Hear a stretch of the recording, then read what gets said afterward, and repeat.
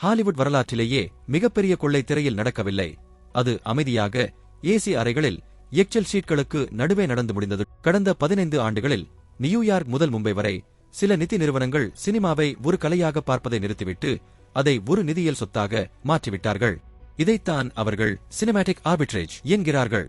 அதாவது சினிமாவை ஒரு கலையாக பார்க்காமல் வெறும் லாப நோக்கம் கொண்ட ஒரு பண்டமாக மாற்றி அதன் ஆன்மாவையே திருடிவிட்டார்கள். ஹாலிவுட்டில் ஒரு காலத்தில் ஸ்டீவன் ஸ்பீல்பெர்க் போன்ற படைப்பாளிகள் ஒரு கதையை நம்பி கோடிக்கணக்கில் முதலீடு செய்தார்கள்.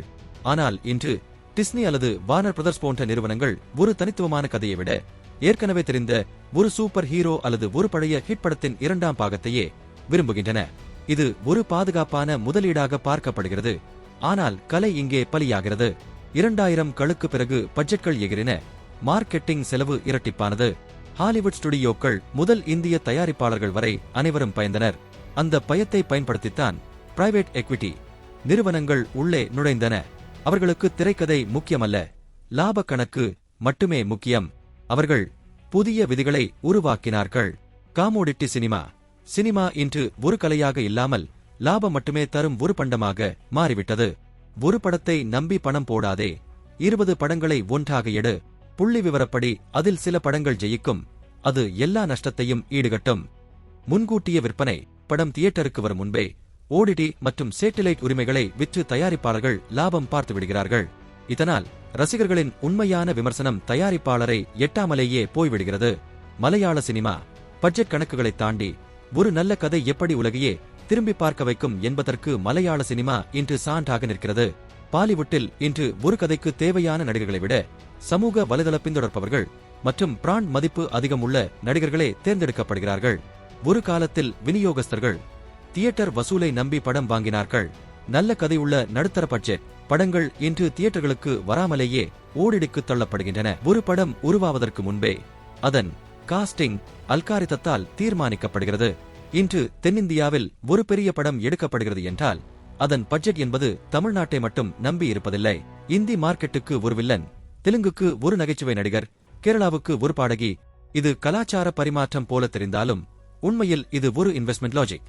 ஒரு படம் எல்லா மொழிகளிலும் ஓட வேண்டும் என்பதற்காக அந்தந்த மண்ணுக்கே உரிய தனித்துவமான எமோஷன்கள் சிதைக்கப்படுகின்றன.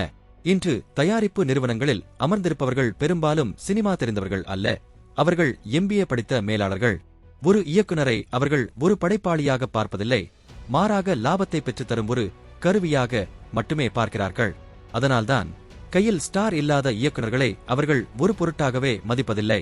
ஒரு அருமையான திரைக்கதை இருந்தாலும் ஒரு பெரிய ஹீரோ கால்ஷீட் இல்லை என்றால் அந்த படம் அங்கீகரிக்கப்படுவதில்லை. திறமையான படைப்பாளிகளுக்கு கூட இந்த ஸ்டார் பவர் ஒரு முட்டுக்கட்டையாக இருப்பது துரதிருஷ்டவசமானது.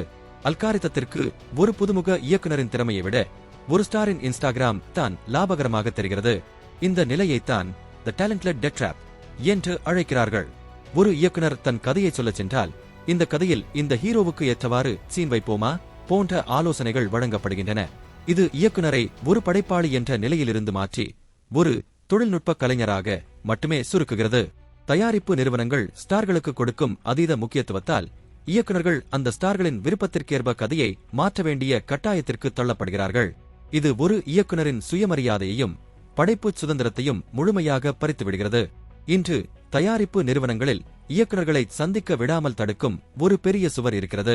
எக்ஸிகியூட்டிவ் ப்ரொடியூசர்ஸ் மற்றும் உதவியாளர்கள் கதையை கூட கேட்காமல் ஸ்டார் இல்லாமல் வரவேண்டாம் என்று திருப்பி அனுப்புகிறார்கள். ஒரு கதையை உருவாக்க மாதக்கணக்கில் வருடக்கணக்கில் உழைக்கிறீர்கள். ஆனால் அதை சொல்ல ஒரு நிமிடம் கூட ஒதுக்காத போது ஏற்படும் அந்த விரக்தி ஒரு மனிதனை மன ரீதியாக சிதைத்து விடுகிறது. பொருளாதார ரீதியாகவும் வாய்ப்புகள் இல்லாத போது அது குடும்பங்களையும் வாழ்க்கையையும் பாதிக்கிறது. இதுதான் சினிமா கனவு பலருக்கு துயரமாக மாற காரணம். பாலிவுட்டில் ஒரு நல்ல ஒரிஜினல் கதையை தேடுவதை விட தென்னிந்திய படங்களையோ அல்லது பழைய ஹிட் படங்களையோ ரீமேக் செய்வது பாதுகாப்பானது என்று அவர்கள் கருதுகிறார்கள். இதனால்தான் இன்று சீக்வல்கள் மற்றும் ரீபூட்ஸ் நம்மை துரத்துகின்றன. ஒரு படம் தமிழ், தெலுங்கு, இந்தி என எல்லா மொழிகளிலும் ஓட வேண்டும் என்பதற்காக அந்தந்த மண்ணுக்கே உரிய தனித்துவமான எமோஷன்கள் சிதைக்கப்படுகின்றன. பாலிவுட்டில் இன்று கரண் ஜோஹர் அல்லது ஆதித்யா சோப்ரா போன்ற பெரிய தயாரிப்பாளர்கள் கூட இந்த கார்ப்பரேட் அல்காரிதத்திற்குள் சிக்கியுள்ளனர். ஒரு படம் உருவாவதற்கு முன்பே அதன் பேக்கேஜிங் தீர்மானிக்கப்படுகிறது. கோடிக்கணக்கில் செலவு செய்யப்பட்ட பல பிரம்மாண்டங்கள் தோல்வியை தழுவுகின்றன. அதே சமயம் மிக குறைந்த பட்ஜெட்டில் உருவான ஆன்மா உள்ள சிறிய படங்கள் மிகப்பெரிய வெற்றியை பெறுகின்றன. நடிகர்களை மட்டுமே நம்பி வாங்கிய பல படங்கள் ஓடிடி தளங்களில் பெரிய வரவேற்பை பெறவில்லை. இதனால் ஓடிடி நிறுவனங்கள் இப்போது தங்கள் கொள்கையை மாற்றத் தொடங்கியுள்ளன. கேரளாவில் இயக்குநர்கள், எழுத்தாளர்கள் மற்றும் தொழில்நுட்ப கலைஞர்களுக்கு அளிக்கப்படும் மரியாதை மிக அதிகம். அங்கு ஹீரோக்களும் கதையின் ஒரு பகுதியாகவே தங்களை கருதுகிறார்கள். கேரளாவில் ஒரு சூப்பர் ஸ்டார் படம் என்றாலும் அதன் திரைக்கதை வலுவாக இல்லை என்றால் ரசிகர்கள் நிராகரித்து விடுவார்கள். அங்கு பட்ஜெட்டை விட ஐடியா தான் முக்கியம். இதனால் அங்கே அப்பாயின்மெண்ட் கிடைப்பது எளிது.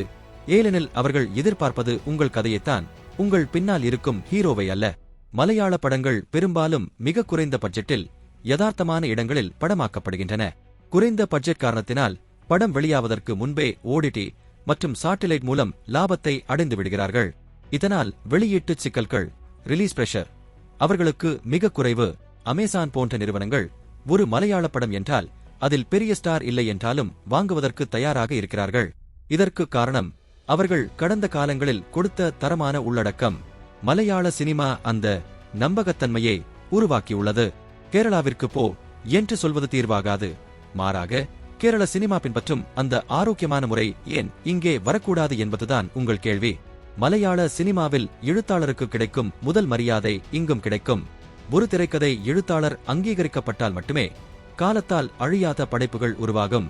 ஸ்டார் பிம்பம் உடைந்தால் அந்தந்த கதாபாத்திரத்திற்கு பொருத்தமான திறமையான நடிகர்கள் உள்ளே வருவார்கள். இது பல ஆயிரம் நாடக கலைஞர்களுக்கும் புதிய திறமைகளுக்கும் வாழ்வாதாரத்தை வழங்கும்.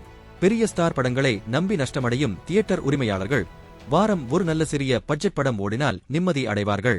கூட்டத்தை பிரித்து ஆண்டு முழுவதும் தியேட்டர்கள் இயங்கும் சூழல் உருவாகும். இன்று ஒரு படத்தில் 80% பட்ஜெட் ஹீரோவின் சம்பளத்திற்கே போய்விடுகிறது. இந்த நிலை மாறினால் சிறந்த தொழில்நுட்ப கருவிகளை பயன்படுத்த முடியும். டெக்னீஷியன்களுக்கு தகுந்த ஊதியமும் வேலையில் நிம்மதியும் கிடைக்கும். ஒரு மிகச்சிறந்த கதையை 10 ஸ்லைடுகளில் அடக்க முடியாது. பிட்ச் டெக் முறையானது ஒரு இயக்குனரை ஒரு கிராபிக் டிசைனர் ஆகவோ அல்லது மார்க்கெட்டிங் மேலாளர் ஆகவோ மாற்றச் சொல்கிறது. நல்ல பிட்ச் டெக் தயாரிக்க தெரியாத, மிகச்சிறந்த படம் எடுக்க தெரிந்த பல இயக்குநர்கள் இந்த முறையினால் நிராகரிக்கப்படுகிறார்கள். பிட்ச் டெக்கை ஒரு நுழைவுச் சீட்டாக மட்டுமே பயன்படுத்த வேண்டும். உண்மையான தீர்ப்பு என்பது ஒரு இயக்குனர் தன் கதையை நேரில் விவரிக்கும்போது மட்டுமே வழங்கப்பட வேண்டும். நிறுவனங்கள் உணர வேண்டியது ஒன்றுதான், முதலீட்டாளர்களுக்கு சினிமா என்பது ஒரு லாபகரமான வணிகமாக இருக்கலாம். ஆனால் கலையின் மீதான உண்மையான அக்கறையும் காதலும் இல்லாமல் ஒரு காலமும் சிறந்த படைப்புகள் உருவாக முடியாது. சினிமா என்பது ஒரு வியாபாரம்தான், மறுப்பதற்கில்லை. ஆனால் லாபம் மட்டுமே அதன் இலக்காக மாறும்போது அது வெறும் பிளாஸ்டிக் பொருளாகிவிடும். ஒரே மாதிரியான சூப்பர் ஹீரோ கதைகள், முடிவில்லாத ரீமேக்குகள் ஆகியவற்றை பார்த்து ரசிகர்கள் சலிப்படைந்து விட்டனர். அல்காரிதம் எப்போதுமே கடந்த கால தரவுகளை வைத்துத்தான் எதிர்காலத்தை தீர்மானிக்கும். ஆனால் கலைக்கு தேவை புதிய சிந்தனை. அந்த புதுமை இல்லாததால் மக்கள் திரையரங்கிற்கு வருவதை குறைத்துக் கொண்டனர். தியேட்டர்களை விட ஸ்ட்ரீமிங் தளம் பாதுகாப்பானது என்று நம்பி பில்லியன் கணக்கில் கொட்டினார்கள். சந்தாதாரர்களின் எண்ணிக்கை தேக்கமடைந்த போது இந்த மாடல் லாபகரமானது அல்ல என்பது புரிந்தது. இப்போது மீண்டும் தியேட்டர்களை நோக்கி ஓடுகிறார்கள். ஆனால் அங்கே தரமான படங்கள் இல்லை. பாதுகாப்புக்காக அவர்கள் உருவாக்கிய அல்காரிதமே அவர்களை தோல்வியடையச் செய்துவிட்டது. ஹாலிவுட், பாலிவுட், கோலிவுட் என எங்கு இருந்தாலும் சினிமா ஒருவரின் ஆன்மாவிலிருந்து வரும்போது மட்டுமே அது காலத்தை கடந்து நிற்கும். இப்போது பல ஸ்டுடியோக்கள் இந்த முறையை விட்டுவிட்டு மீண்டும் கதைக்கு முக்கியத்துவம் கொடுக்கத் தொடங்கியுள்ளன. 2024களில் பல பெரிய ஸ்டார்களின் படங்கள் வெறும் ஸ்டார் பவர் மட்டுமே நம்பி வந்து படுதோல்வி அடைந்ததை நாம் பார்த்தோம். அதே சமயம் பெரிய நட்சத்திரங்கள் இல்லாத வலிமையான திரைக்கதை கொண்ட படங்கள் உலகளவில் பெரும் வெற்றியை பெற்றுள்ளன.